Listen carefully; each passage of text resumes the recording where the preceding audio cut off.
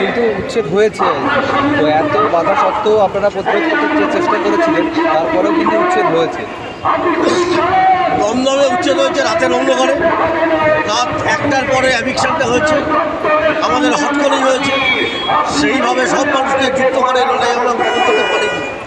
যাদবপুরে উচ্ছেদ হয়েছে, কিন্তু রেলওয়ে হকার ইউনিয়নের স্টেশনের উপরে হকাররা না, আমাদের লিডারশিপ, ন্যায্য লিডারশিপ, সুজন চক্রবর্তী, সৃজন বাচ্চা সহ বাম আন্দোলনের নেতৃত্ব বুক চিতিয়ে লড়াই করেছে।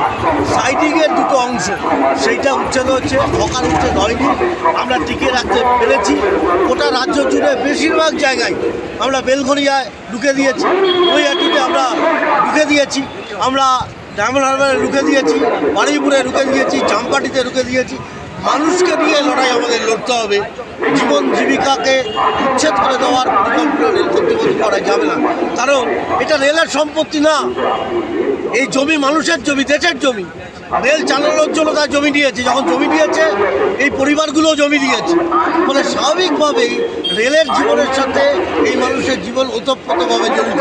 ফলে রেলের উন্নয়ন আজকে দাঁড়িয়ে যখন বাজার তৈরি হচ্ছে, তখন দাঁড়িয়ে রেলের উন্নয়ন করতে গিয়ে স্টেশনগুলো আদানি আম্বানিকে বিক্রি করে দেবে আর হকারদের রাস্তায় বসাবে, এই জিনিস মেনে নেওয়া যায় না।